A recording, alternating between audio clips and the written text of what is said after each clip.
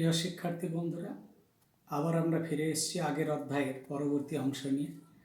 আজকে আমরা শেখার চেষ্টা করব কিভাবে অংশীদারি কারবারের অংশীদারদের মূলধনের হিসাব প্রস্তুত করতে হয় বিভিন্ন পদ্ধতিতে। এসো আমরা আজকের ক্লাস শুরু করি।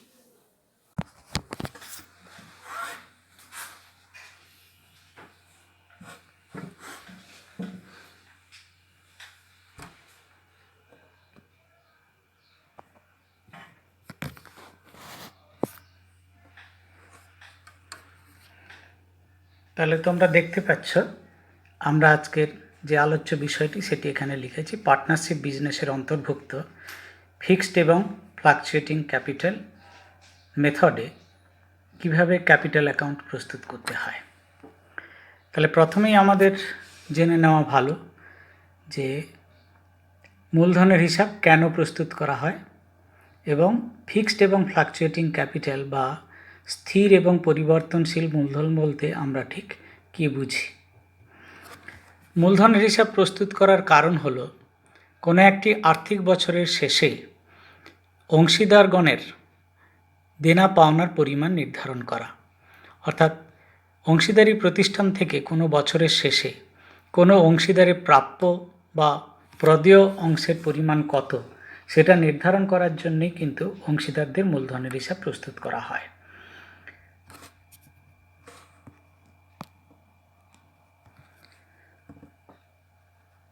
দেখো, অংশীদারি কারবারের অংশীদারদের মূলধনের হিসাব প্রস্তুত করার জন্য দুটি পদ্ধতি প্রচলিত আছে, তোমরা স্ক্রিনে দেখতে পাচ্ছ।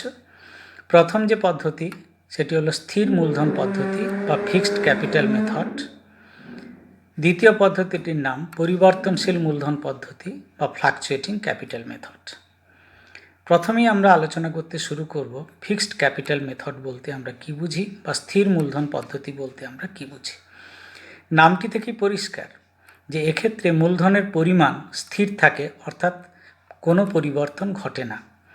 বছরের প্রথমে মূলধনের পরিমাণ যা ছিল বছরের শেষেও কিন্তু মূলধনের পরিমাণ অপরিবর্তিত থাকে। তবে একেবারে অপরিবর্তিত থাকে বললে ভুল হবে, এটা পরিবর্তিত হতে পারে যদি ওই বছরে কোনো অংশীদার অতিরিক্ত কোনো মূলধন বিনিয়োগ করে বা কোনো অংশীদার মূলধনের কোনো একটি বিশেষ অংশ কারবার থেকে তুলে নেয়। কেবলমাত্র এই দুটি লেনদেন ছাড়া অন্য কোনো লেনদেনের কারণে এই পদ্ধতিতে মূলধনের পরিমাণের পরিবর্তন ঘটবে না। যদি কোনো অংশীদার ওই বছরে অতিরিক্ত মূলধন না নিয়ে আসে কিংবা কোনো অংশীদার মূলধন তুলে না নেয়, তাহলে কিন্তু মূলধনের পরিমাণের কোনো পরিবর্তন ঘটবে না। অর্থাৎ এই পদ্ধতিতে বছরের শুরুতে যে মূলধন ছিল বছরের শেষেও কিন্তু মূলধনের পরিমাণ একই থাকবে, তবে ব্যতিক্রম হচ্ছে ওই দুটি ক্ষেত্রে। তাহলে এক্ষেত্রে প্রশ্ন আসতে পারে, profit and loss appropriation account করার সময় অংশীদারদের মধ্যে আমরা যে লাভ বা ক্ষতির বন্টন দেখিয়েছি, মূলধনের উপর সুদ হিসাবে, তাদের বেতন বা কমিশন হিসাবে, ডিভিসিবল প্রফিট হিসাবে কিংবা উত্তোলনের সুদকে আমরা কন্ট্রিবিউশন হিসাবে দেখিয়েছি, সেগুলোর তাহলে কী হবে? আসলে সেগুলো দেখানোর জন্যে বা সেই যে প্রদেয় অংশগুলো সেগুলো দেখানোর জন্যে অংশীদারদের আরেকটি হিসাব প্রস্তুত করার দরকার হয়। তখন সেটির নাম দেওয়া হয় পার্টনার্স কারেন্ট অ্যাকাউন্ট বা অংশীদারদের চলতি হিসাব। যেমন আমরা দেখো এখানে স্ক্রিনে দেখানোর চেষ্টা করেছি, অংশীদারদের অন্যান্য প্রাপ্য বা প্রদেয় যেমন মূলধনের উপর সুদ, অংশীদারদের বেতন ও কমিশন, মুনাফার অংশ এবং উত্তোলনের উপর সুদ ইত্যাদি হিসাব তোলার জন্য অংশীদারদের চলতি হিসাব প্রস্তুত করা হয়। অর্থাৎ এই পদ্ধতিতে অংশীদারদের প্রাপ্য প্রদেয় গণনা করার জন্য দুটো হিসাব প্রস্তুত করার প্রয়োজন হয়। একটা হলো পার্টনার্স ক্যাপিটাল অ্যাকাউন্ট বা মূলধনের হিসাব, আরেকটি হলো পার্টনার্স কারেন্ট অ্যাকাউন্ট বা পার্টনারদের চলতি হিসাব। এরপরে দেখো আমরা পরের পদ্ধতিতে আলোচনায় আসছি, পরিবর্তনশীল মূলধন পদ্ধতি। নামটি থেকেই পরিষ্কার, এই পদ্ধতিতে অংশীদারদের প্রারম্ভিক মূলধন বা বছরের শুরুতে যে মূলধন থাকে বছরের শেষেও কিন্তু সেটি পরিবর্তিত হতে পারে, অর্থাৎ মূলধনের পরিমাণের হ্রাস বা বৃদ্ধি ঘটতে পারে। এই ধরনের বৃদ্ধি বা হ্রাস পাওয়ার কারণ হলো মূলধনের উপর সুদ, অংশীদারদের বেতন কমিশন, মুনাফার অংশ, উত্তোলন বা উত্তোলনের উপর সুদ ইত্যাদি তখন মূলধন হিসাবে স্থানান্তর করা হয়। তার ফলে কিন্তু বছরের শুরুতে যে মূলধন ছিল, বছরের শেষে সেই মূলধন কিন্তু পরিবর্তিত হয়ে যায়, কারণ মূলধনের উপর সুদ, অংশীদারদের বেতন কমিশন, মুনাফার অংশ ইত্যাদি মূলধনের সঙ্গে যোগ হয়। আবার উত্তোলন এবং উত্তোলনের মানে ড্রয়িং এবং ড্রয়িংয়ের উপর সুদ, সেটা কিন্তু মূলধন থেকে বাদ দেওয়া হয়। এর ফলে বছরের শুরুতে যে মূলধনের পরিমাণ ছিল, বছরের শেষে কিন্তু সেই মূলধনের পরিমাণের পরিবর্তন ঘটে। এই পদ্ধতিতে অংশীদারদের প্রাপ্য প্রদেয় গণনা করার জন্য একটি মাত্র হিসাব প্রস্তুত করার প্রয়োজন হয়, যেটির নাম হলো পার্টনার্স ক্যাপিটাল অ্যাকাউন্ট। এক্ষেত্রে কিন্তু পার্টনার্স ক্যাপিটাল অ্যাকাউন্টে অতিরিক্ত মূলধন, মূলধনের উত্তোলনের সাথে সাথে মূলধনের উপর সুদ, অংশীদারদের বেতন ও কমিশন, মুনাফার অংশ, উত্তোলনের উপর সুদ ইত্যাদি সব কিছুই পার্টনার্স ক্যাপিটাল অ্যাকাউন্টে পোস্টিং করা হয়। এর ফলে মূলধনের প্রারম্ভিক জের, অর্থাৎ বছরের শুরুতে যে জের ছিল, সেটি পরিবর্তিত হয়, অর্থাৎ বাড়তে পারে বা কমতে পারে। সুতরাং এই পদ্ধতিতে অংশীদারদের প্রাপ্য প্রদেয় গণনা করার জন্য একটি হিসাব প্রস্তুত করতে হয়, সেটি হলো পার্টনার্স ক্যাপিটাল অ্যাকাউন্ট। স্থির মূলধন পদ্ধতির মতো এক্ষেত্রে পার্টনার্স কারেন্ট অ্যাকাউন্ট প্রস্তুত করার কোনো প্রয়োজন হয় না।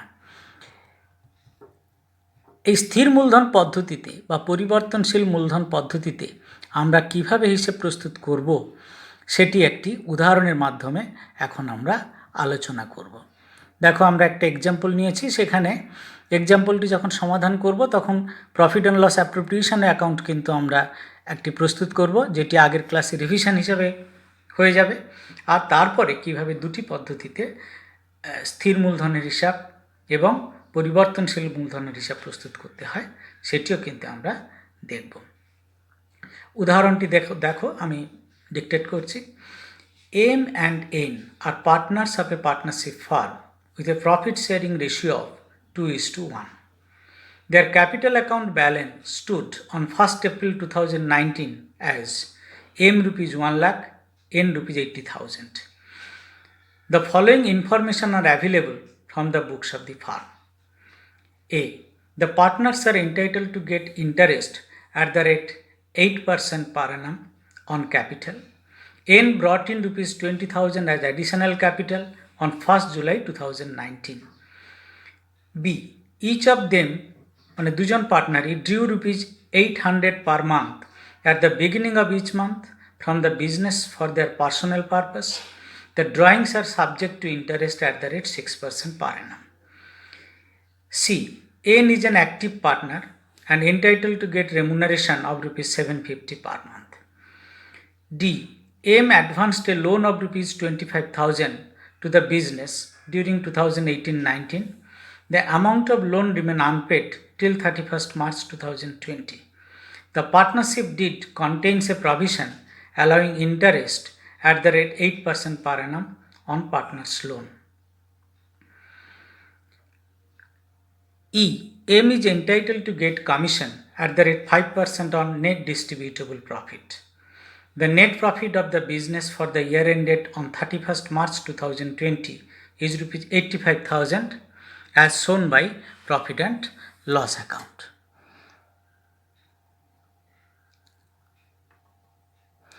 কি করতে বলা হয়েছে? You are required to prepare profit and loss appropriation account and to compute amount due to partners at the close of the year under both fixed capital method and fluctuating capital method. দেখো, আমরা next পরবর্তী অংশে এর সলিউশনটা দেখিয়েছি। Profit and loss account, appropriation account কীভাবে প্রস্তুত করতে হয় সেটি আমরা আগের ক্লাসে আলোচনা করেছি। আজকে দেখো, সেটা রিভিশন হিসাবে ওখানে আমরা profit and loss appropriation account তৈরি করছি। আমরা আগেই বলেছিলাম profit and loss appropriation account শুরু করতে গেলে নেট প্রফিট দিয়ে শুরু করতে হয়, যেটি অঙ্কের একেবারে শেষ অংশে দেওয়া আছে। নেট প্রফিট 85,000 টাকা। আমরা দেখো ক্রেডিট দিকে এন্ট্রি করেছি profit and loss account debit to profit and loss appropriation account, অর্থাৎ by profit and loss account net profit transfer 85,000। M এবং এনের বছরের শুরুতে মূলধনের পরিমাণ ছিল 1,00,000 টাকা এবং 80,000 টাকা। অঙ্কটির মধ্যে দেখো বলা আছে এন 20,000 টাকা মূলধন অতিরিক্ত এনেছে 1 জুলাই 2019-এ। তাহলে আমরা ডেবিট দিকে দেখো ইন্টারেস্ট অন ক্যাপিটাল দেখিয়েছি এবং সেটা ক্যালকুলেশনও দেখিয়েছি। এম এর পাশে এম এর 1,00,000 টাকা মূলধন ছিল, তার উপর 8% সুদ 8,000 টাকা। এনের 80,000 টাকা মূলধন ছিল সারা বছরের জন্যে, তো তার উপরে 8% প্লাস 20,000 টাকা নতুন করে আনলো 1 জুলাই 2019-এ এবং সেদিন থেকে বছরের শেষ দিন অর্থাৎ 31 মার্চ 2020 অবধি 9 মাসের জন্য 8% হারে সুদ হচ্ছে। দুটো মিলিয়ে টোটাল 7,600 টাকা, টোটাল 15,600 টাকা আউটার কলামে দেখো আমরা ইন্টারেস্ট অন ক্যাপিটাল হিসেবে দেখিয়েছি।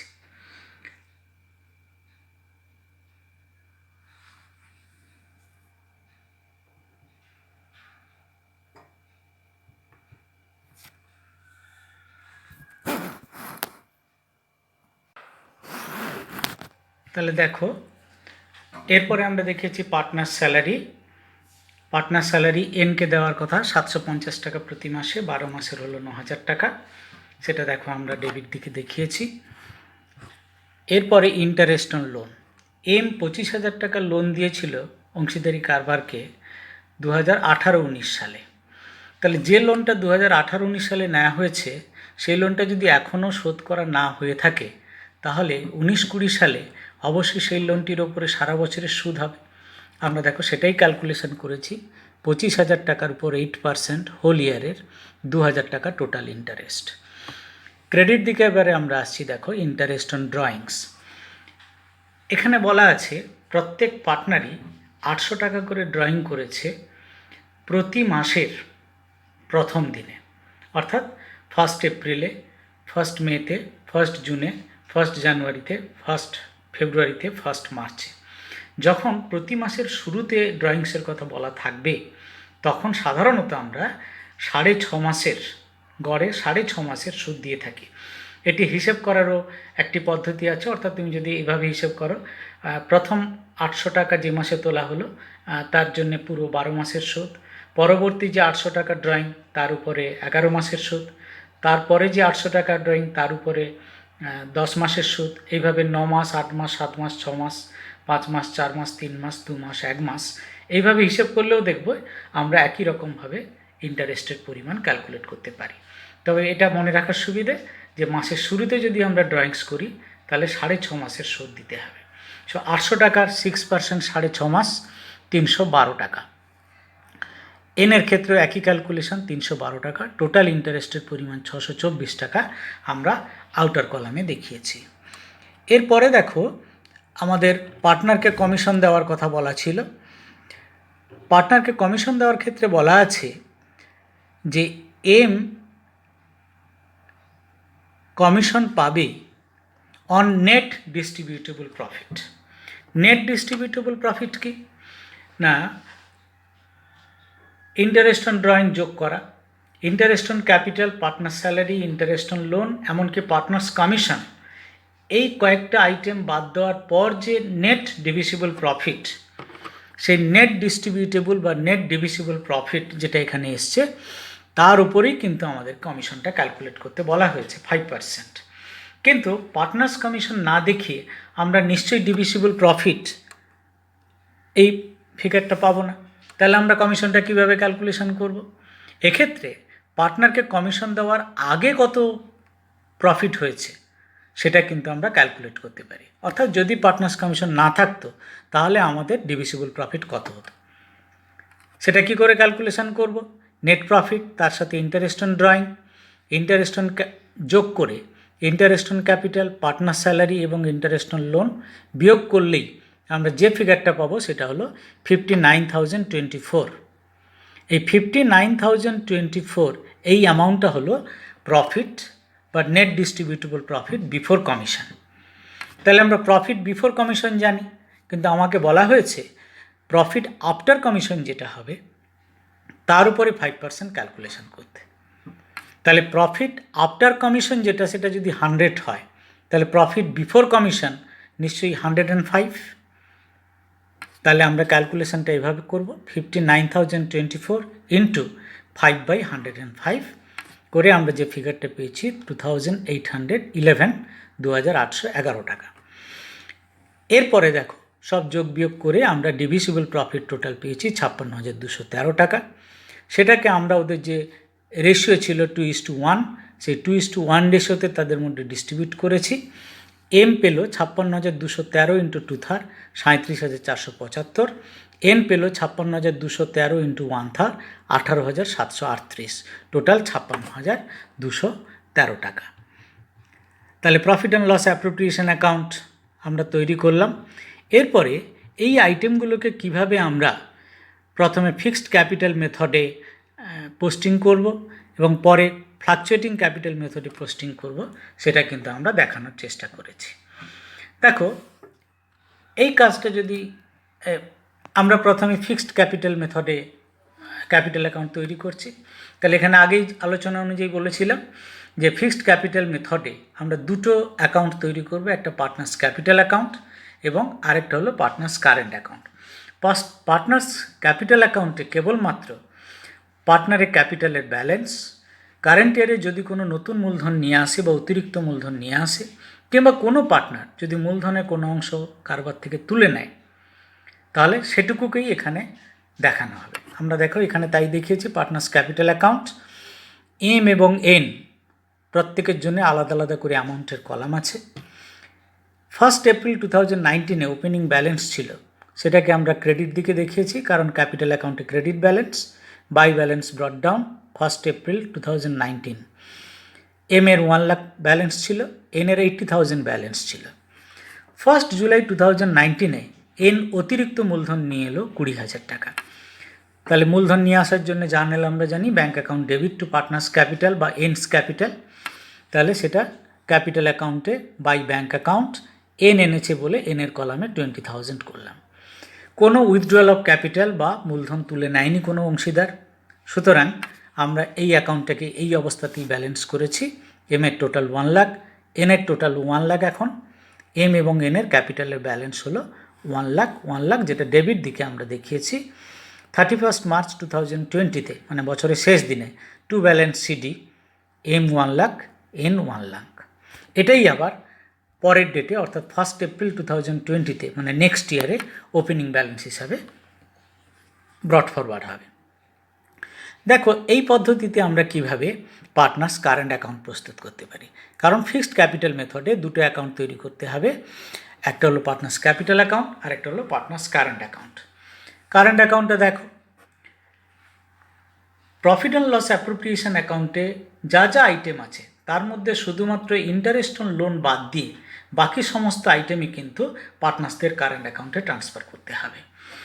দেখো ইন্টারেস্ট অন ক্যাপিটাল ওখানে ডেবিট দিকে ছিল, এখানে আমরা দেখো ক্রেডিট দিকে পোস্টিং দিয়েছি 2020 মার্চ 31 মানে বছরের শেষ দিনে।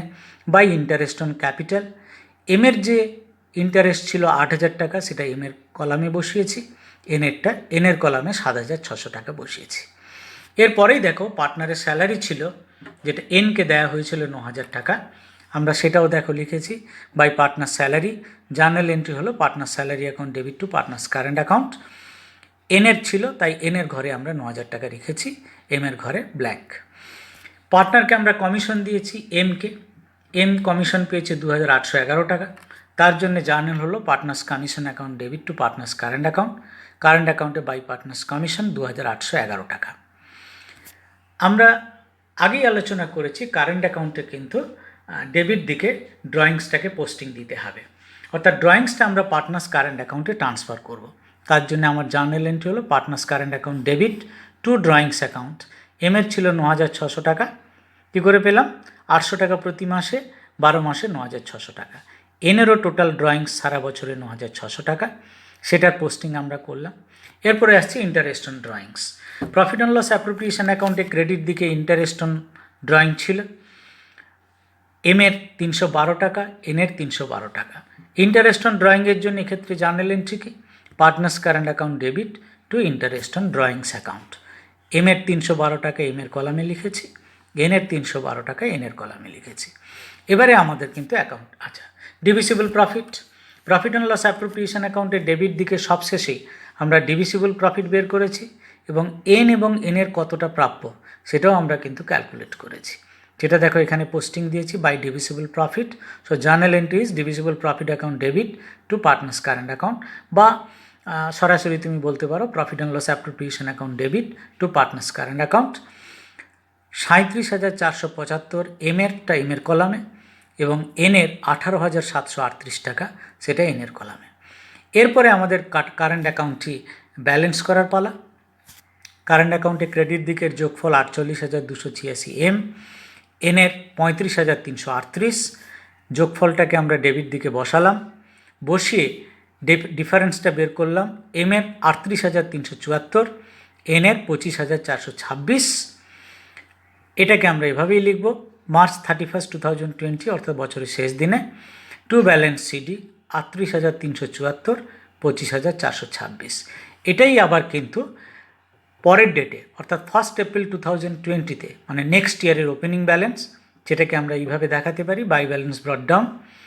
এর কলামে 38,374 এবং এনের কলামে 25,426 ব্রট ডাউন করে আনা হলো 25,426। এটা গেল ফিক্সড ক্যাপিটাল মেথডে। এখন আমরা আসব ফ্লাকচুয়েটিং ক্যাপিটাল মেথডে। ফ্লাকচুয়েটিং ক্যাপিটাল মেথডে আমরা কিভাবে পার্টনার্স ক্যাপিটাল অ্যাকাউন্ট প্রস্তুত করতে পারি। দেখো, আমরা আগে বলেছি ফ্লাকচুয়েটিং ক্যাপিটাল মেথডে যেহেতু মূলধন বছরের শুরুতে যা ছিল সেটা পরিবর্তিত হয়, সুতরাং এখানে কারেন্ট অ্যাকাউন্ট প্রস্তুত করার দরকার নেই, শুধুই পার্টনার্স ক্যাপিটাল অ্যাকাউন্ট প্রস্তুত করতে হবে এবং পার্টনার সংক্রান্ত যাবতীয় অ্যাডজাস্টমেন্ট বা যাবতীয় দাখিলা সবটাই কিন্তু পোস্টিং করতে হবে পার্টনার্স ক্যাপিটাল অ্যাকাউন্টে। এখানে দেখো, বছরের প্রথমে আমরা যে ওপেনিং ব্যালেন্স ছিল ওদের ক্যাপিটাল অ্যাকাউন্টে সেটাই দেখিয়েছি, বাই ব্যালেন্স ব্রট ডাউন। এর 1 লাখ, এনের 80,000। জুলাইয়ের 1 তারিখে নতুন মূলধন এনেছে 20,000 টাকা। Journal entry bank account debit to partners capital account, 20,000 টাকা এনের কলামে লিখেছি। এখানে দেখো, প্রফিট অ্যান্ড লস অ্যাকাউন্টে যে অ্যাপ্রোপ্রিয়েশনগুলো হয়েছিল সবগুলোই কিন্তু আমরা পার্টনার্স কারেন্ট অ্যাকাউন্টে পোস্টিং দিচ্ছি। আগের মেথডে কিন্তু আমরা পার্টনার্স কারেন্ট অ্যাকাউন্টে পোস্টিং দিয়েছি, পার্থক্য শুধু এটাই। তাহলে 31 মার্চ 2020-তে বাই ইন্টারেস্ট অন ক্যাপিটাল 8,000, 7,600, যারটা তার কলামে লিখলাম। বাই পার্টনার স্যালারি এনের 9,000 টাকা। বাই পার্টনার্স কমিশন এর 2,811 টাকা। আবার ডেবিট দিকে দেখো, ড্রয়িংস, ওখানে কারেন্ট অ্যাকাউন্টে পোস্টিং করেছিলাম, কিন্তু এই পদ্ধতিতে সবটাই ক্যাপিটাল অ্যাকাউন্টে পোস্টিং হবে। So partners capital account debit two drawing এর 9,600 টাকা, এনের 9,600 টাকা।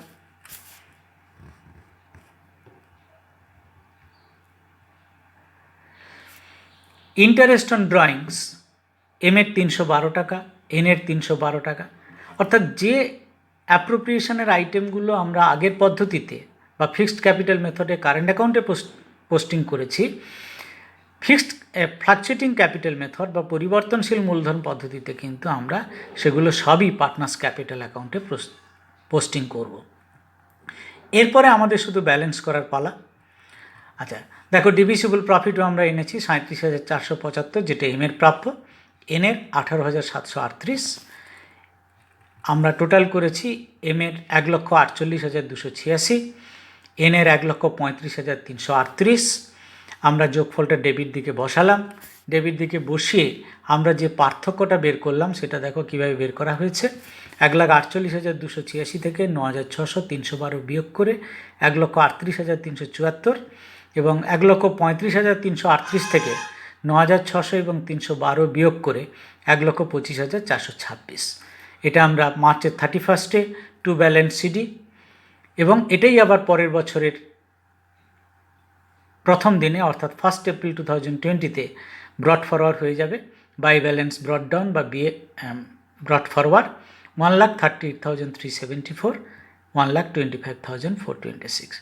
সো শিক্ষার্থী বন্ধুরা, তাহলে তোমরা কিভাবে পার্টনারশিপ বিজনেসের অ্যাকাউন্টিংয়ের সময় পার্টনারদের ক্যাপিটাল অ্যাকাউন্ট বা কারেন্ট অ্যাকাউন্ট প্রস্তুত করতে হয় ফিক্সড ক্যাপিটাল মেথড কিংবা ফ্লাকচুয়েটিং ক্যাপিটাল মেথডে সেটা শিখলে। আশা করি তোমরা আরও অনেক বেশি প্রবলেম প্র্যাকটিস করো। এবং আমরা আমাদের পরবর্তী ভিডিও নিয়ে আবার অল্প কয়েকদিনের মধ্যেই আসছি।